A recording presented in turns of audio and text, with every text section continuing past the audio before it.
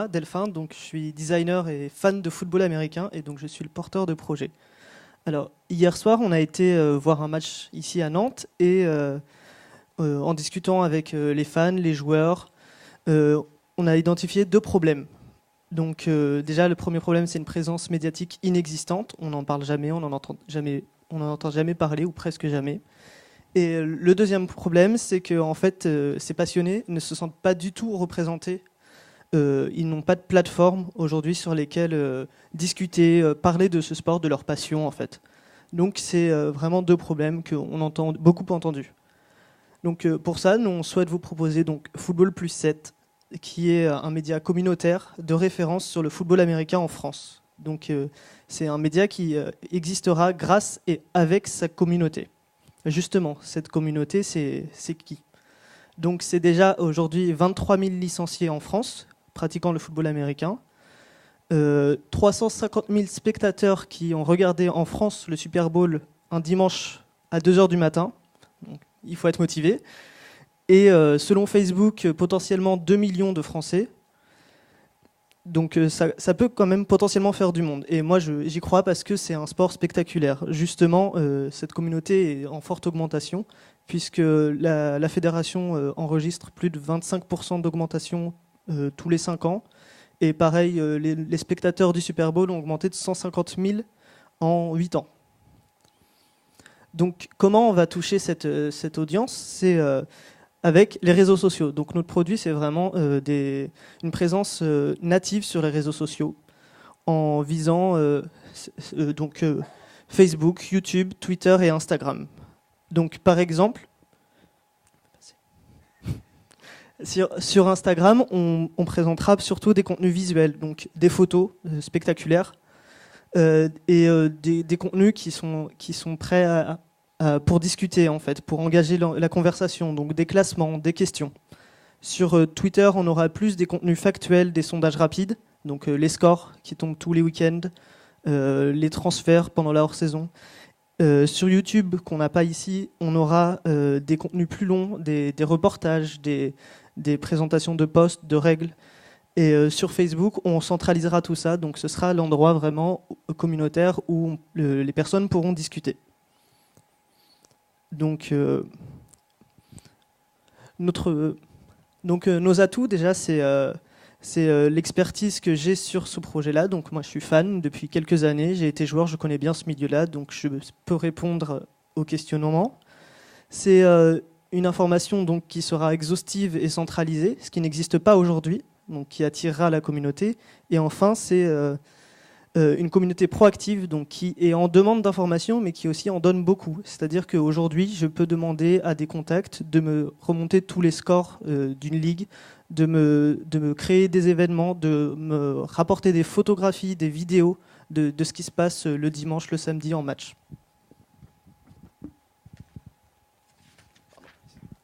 Alors, donc pour la première année, on aura quelques dépenses. Donc, ce sera pour une personne des dépenses de déplacement, de matériel à acheter et de contrats de posts sponsorisés sur les réseaux sociaux. Donc, et un salaire. Et donc pour ça, on comptera surtout sur le sponsoring et le crowdfunding, sur ordre de 2 tiers, 1 tiers.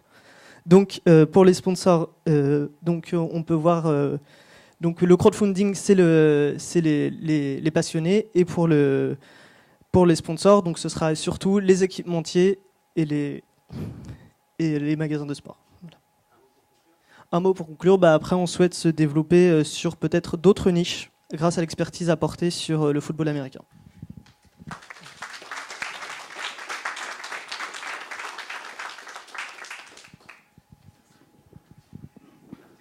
Lesquels, puisque...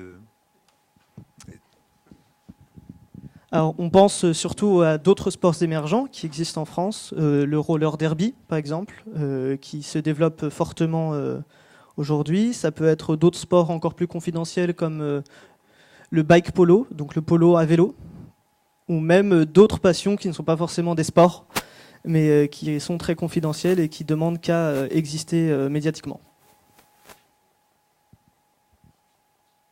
D'autres questions ?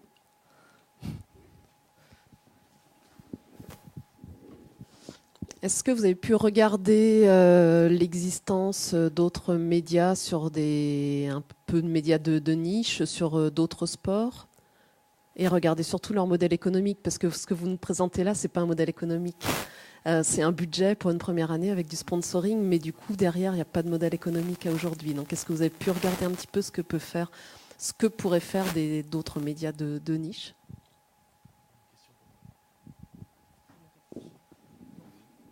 Alors, non, mais on a regardé, en fait, aujourd'hui, ça n'existe pas. Ce, ce modèle-là n'existe pas du tout, que ce soit sur d'autres sports ou même sur d'autres passions. Mais par contre, ce qui existe, c'est les youtubeurs, les vidéastes, qui aujourd'hui fonctionnent de cette façon-là, donc qui sont beaucoup en test and learn. Donc, ils créent d'abord une communauté. Puis après, en ayant cette communauté donc très forte qui les suit beaucoup, ils peuvent derrière créer des événements, créer des campagnes de dons, etc. pour financer leurs projets.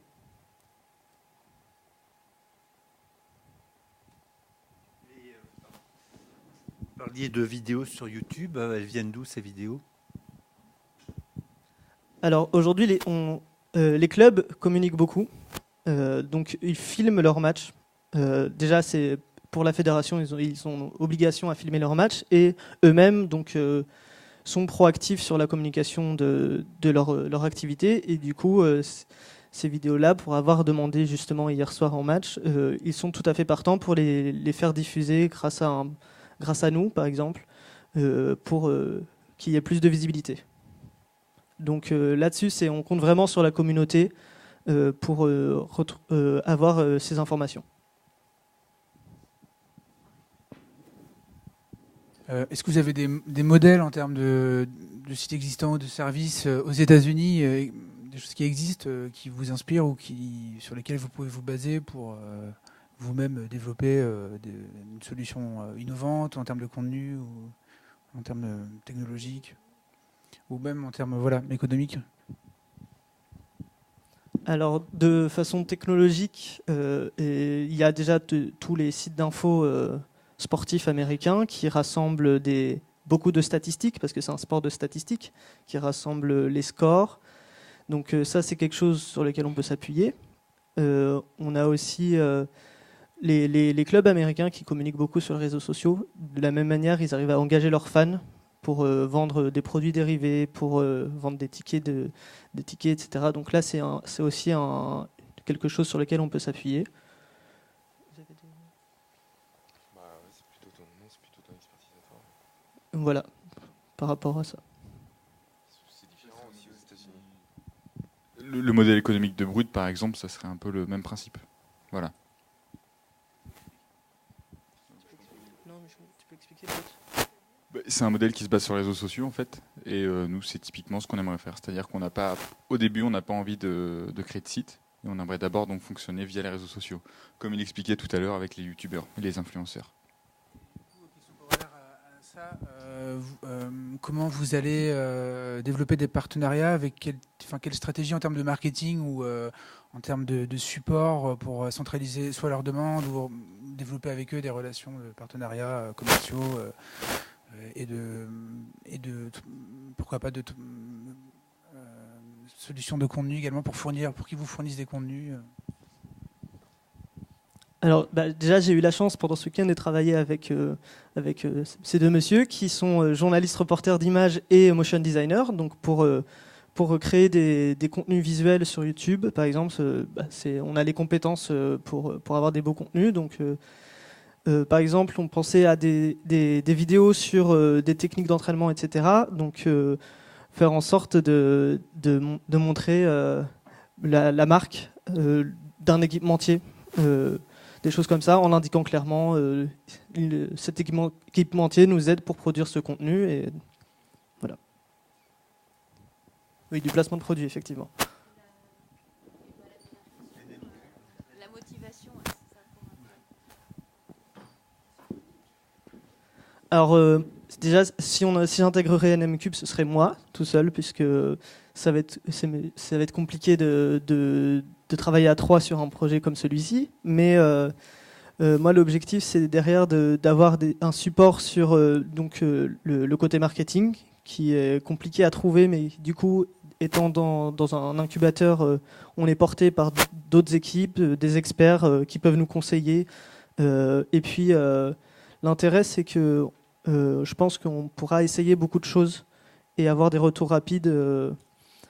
Et du coup, à plusieurs, voir comment rebondir sur ces retours, ce qui fonctionne, ce qui ne fonctionne pas, et en discuter avec d'autres experts et les équipes de NM Cube.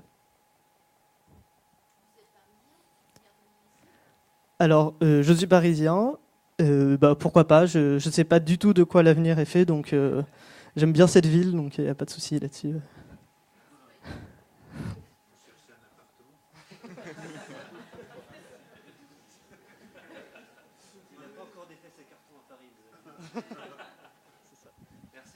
Merci.